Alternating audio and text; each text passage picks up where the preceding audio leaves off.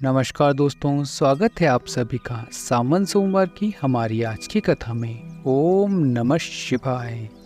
प्राचीन समय की बात है। एक गांव में एक साहूकार रहा करता था। साहूकार धनी था।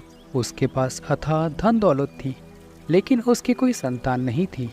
साहूकार भगवान शिव को प्रसन्न करने के लिए सोमवार का व्रत करता था और व्रत के दौरान वे विधिपूर्वक भगवान शिव और देवी पार्वती की पूजा शाम को प्रदोष काल में किया करते थे। शिवलिंग पर दीपक जलाता था। साहूकार की भक्ति और पूजा अर्चना को देखकर एक दिन माता पार्वती ने भगवान शिव से कहा, हे प्रभु, यह साहूकार तो आपके परम भक्त हैं। हर सोमवार को विधि विधान से आपकी पूजा करता है। मुझे लगता है आपको उसकी मनोकामना अवश्य पूरी करनी चाहिए। तब भगवान शिव ने देवी पार्वती की बात सुनकर कहा, हे गौरी, यह संसार एक कर्म क्षेत्र है। जैसे एक किसान अपने खेत में बीज बोता है तो कुछ समय बाद उसे पेड़ मिलता है, ठीक उसी तरह इस संसार में आदमी जैसे भी काम करता है तो उसका फल भी वैसा ही मिलता है।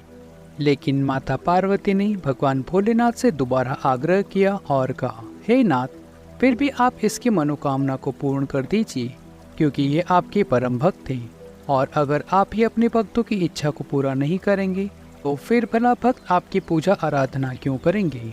माता पार्वती का इतना आग्रह करने पर भगवान शिव ने कहा, देवी, यह धनवान साहूकार है और इसका कोई पुत्र नहीं है, इसलिए यह सदैव चिंतित रहता है।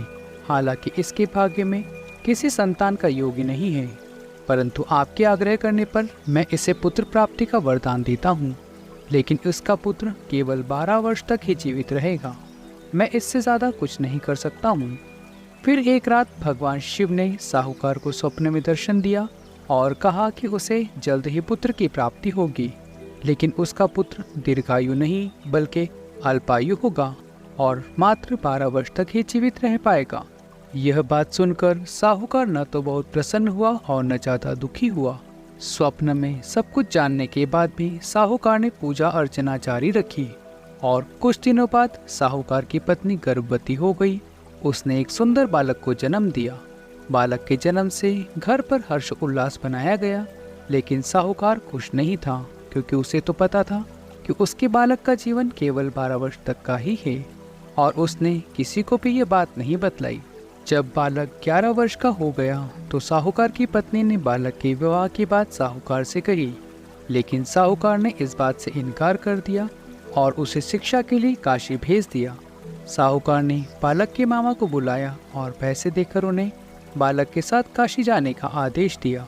साहूकार ने मामा भांजे से कहा कि वह काशी जाते समय रास्ते में यज्ञ करते हुए जाएं और ब्राह्मणों को भोजन कराते हुए जाएं। दोनों मामा भांजे ने ऐसा ही किया। काशी जाते समय जिस रास्ते में मामा भांजे गुजर रहे थे, उस राज्य का राजा अपनी पुत्री के विवाह एक ऐसे राजकुमार से करवा रहा था जो काना था। उधर दूल्हे का पिता इस बात से चिंतित था कि अगर दुल्हन पक्ष को इस बात का पता चल गया तो राजकुमारी विवाह के लिए मना कर देगी। इसलिए उसने जब साहूकार के पुत्र को देखा तो उसने सोचा कि मैं अपने बालक के स्थान पर तोरण के समय इस बालक को बिठा दूंगा और दुल्हन के पक्ष वालों को पता भी नहीं चलेगा। दूल्हे के पिता ने साहूकार के पुत्र को इस बात के लिए तैयार किया और बालक भी तैयार हो गया। इस तरह उस बालक ने दूल्हे के कपड़े पहन लिए और घोड़ी पर चढ़कर तोरण की रस्म को पूरा किया। तुरंत बाद जब फेरे की बारी आई तो दूल्हे के पिता ने फिर साहूकार के पुत्र से अनुरोध किया कि वह दुल्हन के साथ फेरे भी ले ले, ताकि विवाह संपन्न हो सके और यह बात छुपी रहे। मामा राजी हो गए और विवाह समारोह संपन्न हो गया।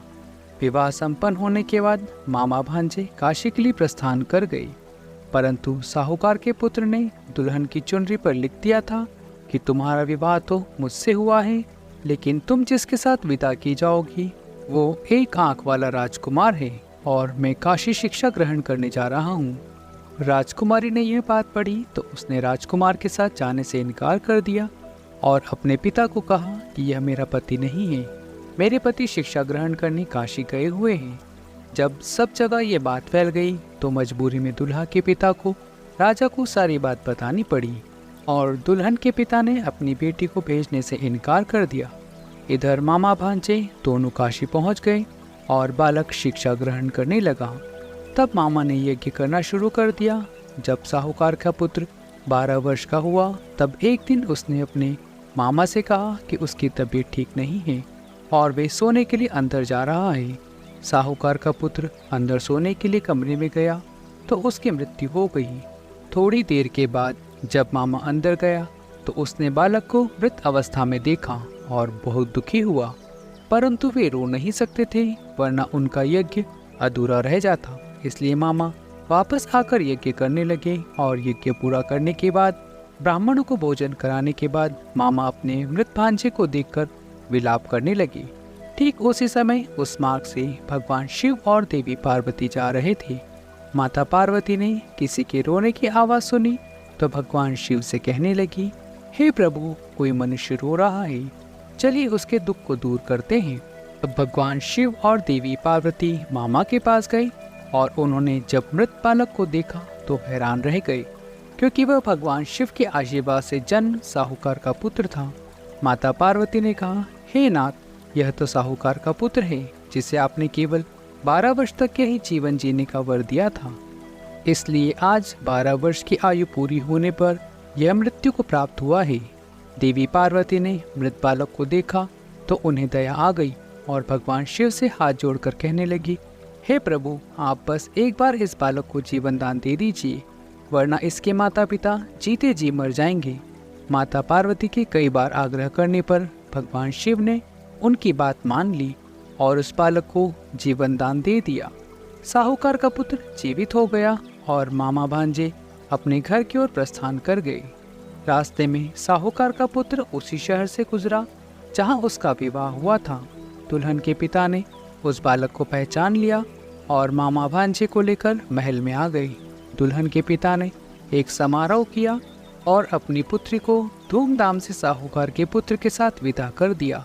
साहूकार का बालक अपनी पत्नी के साथ घर पहुंचा तो उसके माता पिता कमरे के अंदर बंद होकर बैठे थे। वह सोच रहे थे कि अगर उनका पुत्र सही सलामत वापस नहीं लौटा तो वे भूख प्यास से अपना जीवन दे देंगी। तभी बालक के मामा ने कमरे के बाहर आकर उन्हें बताया कि उनका पुत्र जीवित है और विवाह करके वापस आ गया है।